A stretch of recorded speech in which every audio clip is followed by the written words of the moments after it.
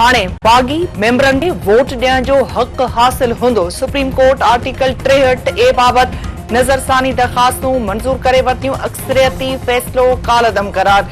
Chief justice काज़ी फाइज़ी सां remarks ॾींदे चयो आहे त वोट न ॾींदड़ मेंबर नाहिल थी सघे थो। जजनि में कंहिं बि क़िस्म जो को झेड़ो नाहे। सियासी पार्टियुनि खे पंहिंजा मामला तइ करणु घुर्जनि। सियासी पार्टियूं जज जे मातहत न आहिनि। जज केरु थींदो आहे त चवण वारो त कंहिं मेंबर बग़ावत कई आहे। को आइन या मौत जी सज़ा मां नाख़ुश थी सघे थो, पर अमल करण जा पाबंद हूंदा आहिनि। छा को जज कसम खणी चई सघे थो त आइन जी शिक मां ख़ुशि नाहे? हर डिक्टेटर चवंदो आहे त समूरनि करप्ट असेंबली मेंबरनि ऐं ऐवान खे ख़तम करे छॾींदो।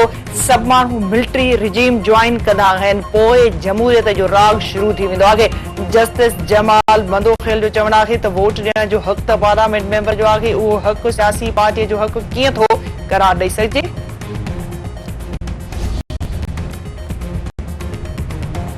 JUI सरबराह मौलाना फज़लुर रहमान आईनी तरमीमूं SCO सरबराही इजलास ताईं मुलतवी करण जो मशवरो ॾेई छॾियो। संदसि चवणु आहे त SCO इजलास ताईं आईनी तरमीमूं मुलतवी करणु घुर्जनि। मुल्क में इतिहाद ऐं इतफ़ाक़ पैदा करण जी ज़रूरत आहे। ख़बर नाहे हुक्मरान आईनी तरमीमुनि लाइ तकड़ि छो करे रहिया आहिनि। इसराइली दहशतगर्दीअ जो रस्तो रोकणु मुस्लमाननि जो फ़र्ज़ आहे।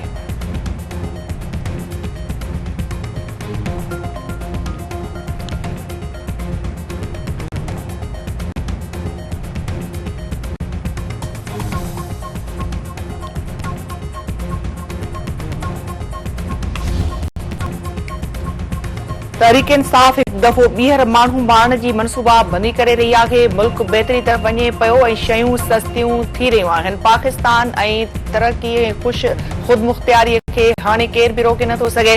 आज़ादी जी ॻाल्हि कंदड़ PTI बानी खे सभ खां पहिरियों पंहिंजे पुटनि खे ॾे वापसि आणणु घुर्जे। रियासत जी अमलदारी चैलेंज कंदड़नि जो बाब हमेशह लाइ बंदि थी वेंदो। सेनेटर फैसल वॉडा।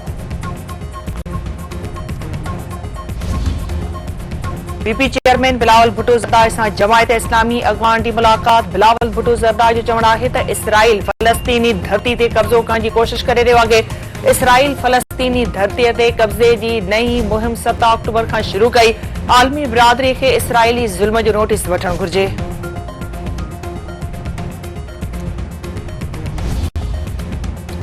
पाकिस्तान ऐं मलाइशिया विच में तवानाई समेत मुख़्तलिफ़ शोबनि में सहकार वधाइण ते इत्फ़ाक़। मलाइशियन वज़ीर आज़म अनवार इब्राहिम जी वज़ीर आज़म शहबाज शरीफ़ सां 1-to-1 मुलाक़ात। वज़ीर आज़म शहबाज शरीफ़ जो चवणु आहे त पाकिस्तान ऐं मलाइशिया विच में बहितर लाॻापा आहिनि। लाॻापनि खे हथी ॾियण लाइ मलाइशिया जे वज़ीर आज़म जूं क़दुर जोगियूं ख़िदमतूं आहिनि।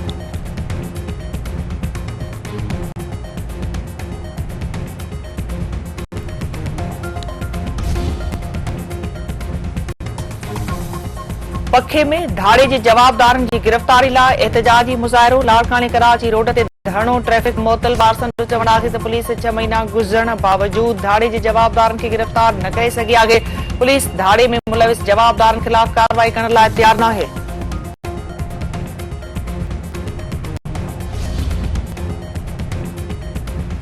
ऐं क़ौमी टीम जे leg spinner Usman Qadir Pakistan cricket तां रिटायरमेंट जो ऐलान करे छॾियो। संदसि चवणु आहे त मौक़ो न मिलण ऐं NOC पॉलिसीअ मां मायूस थी इस्तीफ़ा ॾेई रहियो आहे। हाणे हू नए बाब में दाख़िल थी रहियो आहे। पंहिंजे वालिद जी विरासत खे जारी रखंदो।